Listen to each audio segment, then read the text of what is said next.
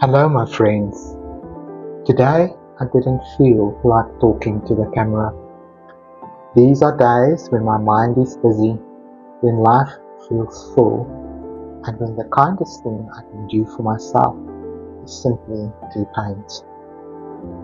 So that's what I did. No performance, no pressure. Just paint, presence, and the quiet rhythm of making. As I worked on my water lily painting this morning, I found myself adding another small layer to the story. Yesterday, I drew a tiny charcoal frog resting on one of the lily pads. Today, I pinned a photograph of a poison dart frog above my easel. Not because I wanted to copy it, but because somehow it felt as though the frog had already arrived on my own creative path. It reminded me that adaptation isn't something we simply talk about, it's something we live. As I painted, I realized that perhaps this is exactly what I've been doing over the past few months. Many of you have noticed that things around here have changed. The costumes are changing, my artwork is changing, and the language I'm using is changing. If you've been following me for a while, you'll know that I used to describe myself as a creative wizard. I loved the symbolism, the imagination, and the sense of wonder. But over the past year, something quietly began shifting inside me. It wasn't sudden. It happened one brushstroke at a time, one conversation at a time, one difficult question at a time. Looking back now, I can see that this journey really began around the time of February's eclipse. For me, that season wasn't about prediction, it was about choice. The simple question that it asked was, what are you ready to leave behind? And what am I willing to become? At the time, I didn't have the answer. I simply kept creating. And that's something I want to encourage every creative person that watches today. You don't have to know the destination before you begin walking. Sometimes clarity only arrives because you kept moving. Over the past months, I spent countless hours reflecting on every part of my work, not just the paintings, but my videos, my courses, my Patreon, my coaching, and my social media. I asked myself a question that became increasingly difficult to ignore. What am I really inviting people into? For a long time, I thought I was teaching creativity. Then I thought I was teaching symbolism. Then I thought I was teaching spirit animals. But none of these answers felt complete to me. The more I reflected, and the more I realized something beautiful. People weren't returning because of the paintings alone. They were returning because they wanted someone to walk with. Not someone to impress them, not someone to perform for them, someone willing to travel beside them for a little while. That realization changed everything. I didn't stop being imaginative. I didn't lose my sense of wonder. I simply discovered that I wasn't being called to be the wizard anymore. I was being invited to become the guide. So that may sound like a small change, but it transformed the way I see everything I create now. A guide doesn't stand at the finish line with all the answers. A guide walks the path, sometimes a little ahead, sometimes beside you, sometimes quietly behind you, encouraging you to keep going. The beautiful thing is that the essence of Gideon's life never changed. Only the role did.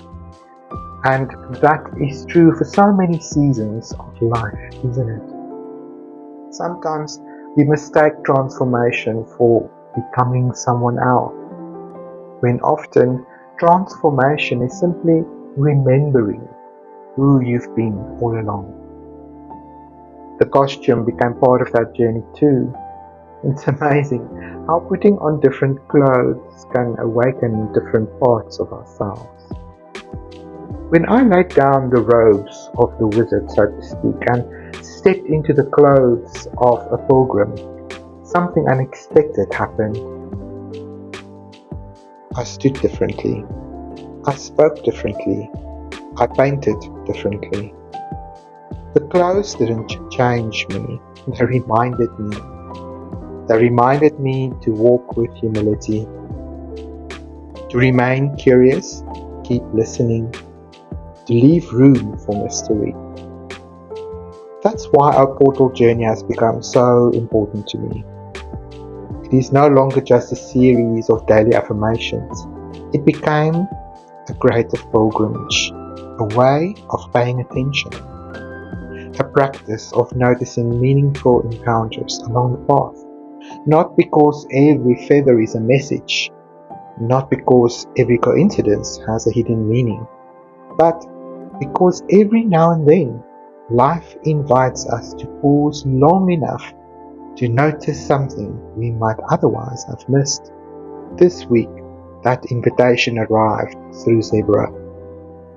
As our journey left the snowy northern forest behind and stepped into the golden winter grasslands of southern Africa, I experienced something unexpected. It felt like coming home, not just geographically, creatively, emotionally, spiritually. The landscape itself became part of the story. The aloes blooming like fiery torches in the winter veld, the open skies, the familiar light, the distant acacia trees. It reminded me that sometimes we have to travel a very long way before we recognize the place we truly belong. And perhaps that is what this season has been teaching me. Not to become someone new, but to remember where my own path leads. As artists, we understand this instinctively. How often do you step back from a painting and realize something isn't quite working? Perhaps the composition feels unbalanced. The colors need adjusting. Perhaps a value needs deepening. We don't throw away the painting because it isn't working. We refine it. We respond to what the work is asking for. And I think life is much the same. Sometimes the most courageous thing we can do isn't starting over. It is making the next thoughtful brushstroke.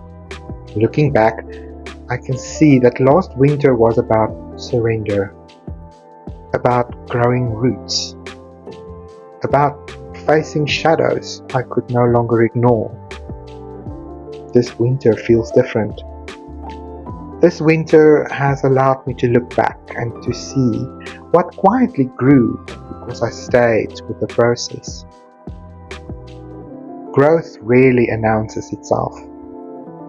Often, we only recognize it when we pause long enough to notice how far we've already come. If there's one thing I hope that these portal journeys offer, it's not certainty. It's companionship. An invitation to walk a little more slowly, to notice a little more deeply, to remain curious, and to discover that creativity isn't simply something we make. It is a way of meeting ourselves along the path. Thank you for walking with me. If these reflections resonate with you, I'd love to invite you to continue the journey. You can subscribe here on YouTube or whichever social media you see this on so we can keep meeting along the path. And if today's reflection encouraged you, I'd be grateful if you left a like and shared your own thoughts in the comments. If you would like to explore these creative journeys more deeply through art, spirit animal guides, reflections, and creative coaching, I'd love to welcome you to our Patreon community. You'll find the link waiting for you in the description below.